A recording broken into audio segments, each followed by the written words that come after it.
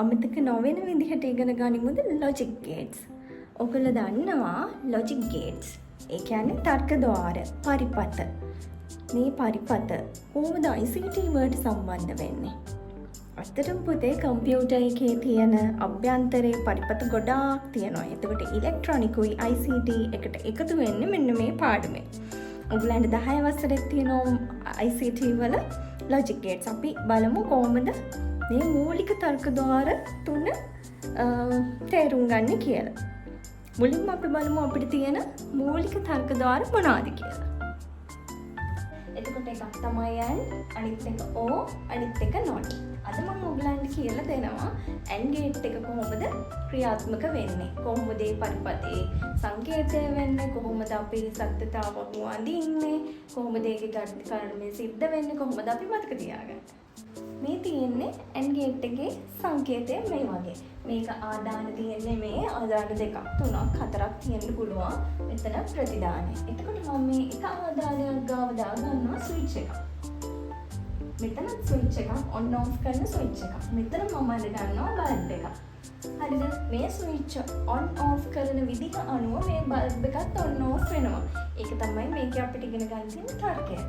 එතකොට අපි ඔන් කරනවට කියනවා එකයි කියලා, ඔෆ් කරනවට කියනවා බිඳුවයි කියලා. හරිද? එතකොට මම දැන් මේ ස්විච් එක ඔන් කරනවා. එකයි මේ ස්විච් එක ඔන් කරනවා. එකයි ඊට පස්සේ මම කියනවා මෙතන බල්බ් එක ඔන් වෙනවා. මම මෙතන තියෙන ස්විච් එක ඔෆ් කරලා මෙයාව විතර ඔන් කරනවා. එතකොට මෙයාව ඔෆ් වෙනවා. දැන් ඔයාලා බලන්න පුළුවන් මොකක්ද ඒ තර්කය කියලා. මෙයාව ඔන් කරාමත් මෙයාව ඔෆ් කරාමත් මෙයාව ඔෆ් වෙන්න තර්කය මොකක්ද කියලා. අන්න ඒක තමයි දැන් ඉගෙන ගන්න යන්නේ. අපි ස්විච් එකක් ඔන් කරනවට කියනවා එකයි කියලා, ඔෆ් කරනවට කියනවා බිඳුවයි කියලා. ඔන් කරනවට කියනවා එක, බිඳුවට කියනවා ඔෆ් කියලා. එතකොට මම දැන් මේකට තර්කය ගොඩනගන්න යන්නේ. මම දැනට මෙතනට දානවා ස්විච් එක වෙනුවට A කියලා, මෙතන ස්විච් එක වෙනුවට B කියලා මම මෙයාව නම් කරගන්නවා. හරිද? ඊට පස්සේ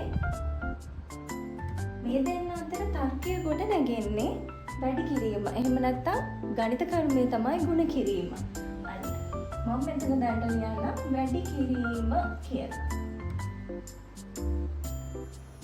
දැන් මම කියවනේ ඔන් කරනවට එක, ඔෆ් කරනවට බිඳුව කියලා. දැන් මම මෙතන එක කියලා දානවා. ඒ කියන්නේ ඔයගොල්ලෝ දන්නවා ඔන් කරනවා කියලා. මෙතන මම එක කියලා දානවා. එකයි වැඩි කරාම එකයි. එහෙනම් මොකද වෙන්නේ? අනිවාර්යෙන්ම මෙතන බල්බ් එක ඔන් වෙනවා. දැන් මෙතන ස්විච් එක මම ඔන් එකේම තියෙන මෙයාව ඔෆ් කරනවා. එතකොට මොකද වෙන්නේ? එක්වරක් බිඳුවයි.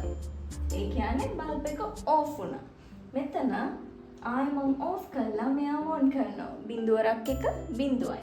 ඒ කියන්නේ බල්බ් එක ඔෆ්. මම මෙයාවත් ඔෆ් කරනවා, මෙයාවත් ඔෆ් කරනවා. බිඳුවරක් බිඳුවයි.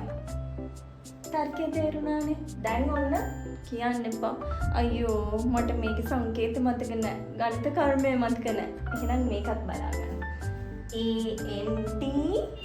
AND කියනකොට එන්න අකුරු ටික. එතකොට D අකුර හැඩයම තමයි මේකේ සංකේතය. ඔන්න අමතක නැහැ. AND ద్వාරය නම් AND, D අකුර හැඩය තමයි එන සංකේතය. ඊට පස්සේ අපිට වෙන්නේ වැඩි කිරීමක් ගණිත කර්ම. ඔන්න D කියලා ඔබ මතක තියාගන්න. AND, D අකුර හැඩයක් වෙන්නේ වැඩි කිරීම. හරිනේ, ඉවරයිනේ, සරලයිනේ. ඊට පස්සේ දැන් මම කරන්නේ මේකට අදාළව අපිට තියෙන ප්‍රකාශනයක් ලියන්න. ඒකට අපි කියනවා බූලිය ප්‍රකාශනය කියලා.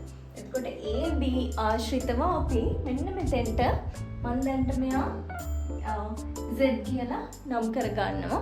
A, B කොහොමනම් මේ Z ගේ ප්‍රකාශනයට තමයි අපි කියන්නේ බූලිය ප්‍රකාශනය කියලා. එතකොට අපි ඒක ලියන්නේ A වැඩි කිරීම B අපි ලියන්නේ A.B කියලා. හරිද?